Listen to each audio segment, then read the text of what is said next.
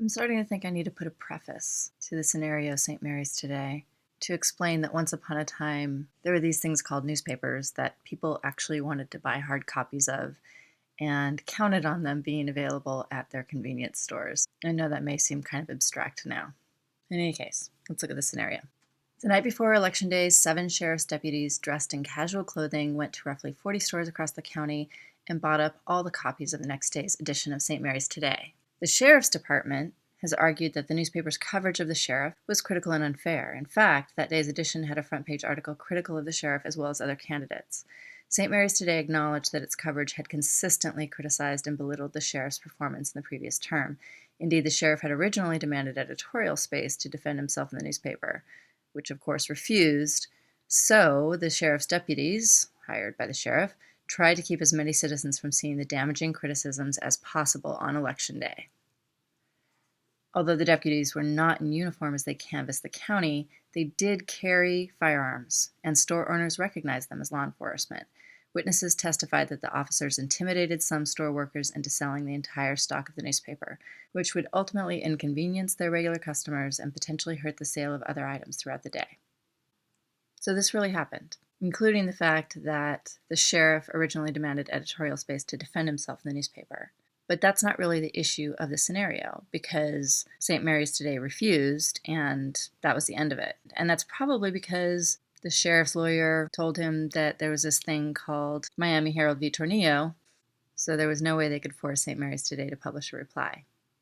So those of you who picked Miami Herald are right now thinking, this is tricky. It's a little bit tricky, and I didn't do it on purpose. It actually really is part of the story. But I left it there because I think it's a good learning opportunity and a way to guide you into making sure that you are seeing clues that tell you exactly how to approach scenario questions.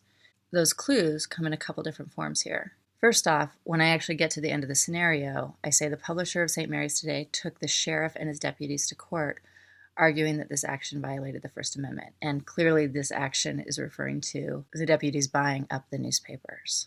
And if St. Mary's Today took the sheriff and his deputies to court, by the way, this case should be plaintiff versus defendant, plaintiff first, St. Mary's Today versus the sheriff's department, given that I didn't actually offer any names of these people. So the first question I ask is, which precedent is the most analogous to this scenario? And you have 4 big precedents from this section that you could have used: Miami Herald v. Tornillo, Neer v. Minnesota, New York Times v. United States, and New York Times v. Sullivan. Some of you may have reached into that list of precedents that included things like Abrams v. United States. So if you did, no worries. You get full credit regardless of what you picked for this. I give them to you as history, but those precedents are defunct now. They were effectively killed by a case called Brandenburg v. Ohio. So you won't ever need to actually apply any of those. So from the First Amendment section, you only have these 4 precedents. Now, what are the actual rules that come out of these? So you might want to look at your notes from that section and make sure that you've got wording that is just crystal clear for you. Now, Neer v. Minnesota and New York Times v. United States are really close. They both involve prior restraint, so we're going to actually put those together. So really, you actually have 3 precedents that come out of this section. Miami Herald v. Tornillo. The state cannot compel newspapers to print replies from those they criticized. So Miami Herald v. Tornillo says it's generally unconstitutional to force or compel speech. Now, this is just newspapers, but we have other cases that also say the state can't force us to say things we don't want to say. I feel like students are pretty clear on this one. This is conceptually easy for students. Neer v. Minnesota and New York Times v. United States, let me make sure that these are clear if they weren't already. Neer v. Minnesota itself is the initial prior restraint case, where the court said prior restraint is generally unconstitutional. It is unconstitutional for the state to stop speech before it can be disseminated, unless it threatens national security, it's obscene, or it's incitement to violence. That was in 1931. 40 years later, New York Times v. United States, it kind of hones that a little bit, or it actually takes a piece of that, specifically national security.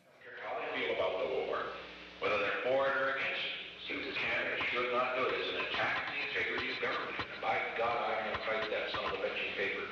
They don't federal court has ordered the New York Times to stop publication temporarily. The government asked for and got an injunction against the Times. When you get to the flowchart section, you'll see that this kind of case ends up at strict scrutiny. In other words, the court is very suspicious of the government's attempts to stop speech. And at strict scrutiny, sometimes the government has to show evidence that what it's claiming is the government interest is a real interest. And that's what it did in New York Times v. United States.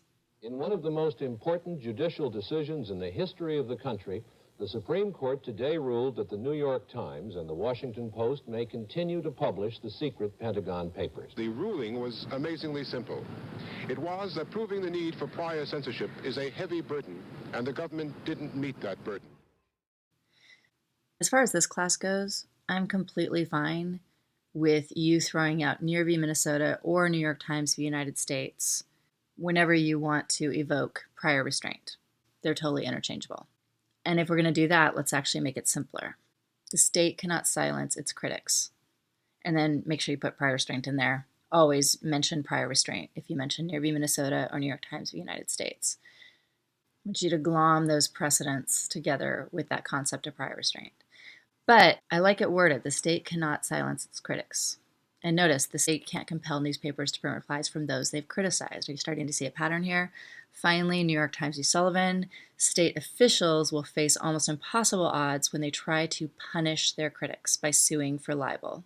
All of these have to do with different ways that the state tries to deal with critics. And if there's one thing the First Amendment should protect, the court has said over and over, it is our right to criticize the government.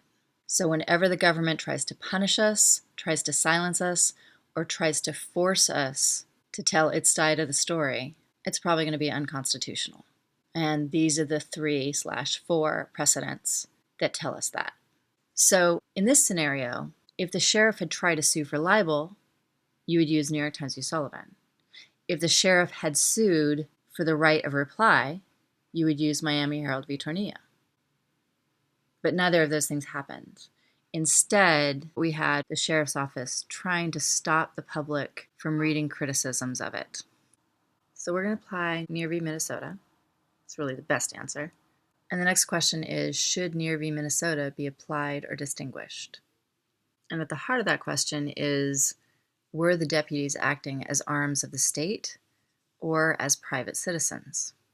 They weren't in uniform, but they did have their firearms and were recognized as deputies. They intimidated people, but they paid for it.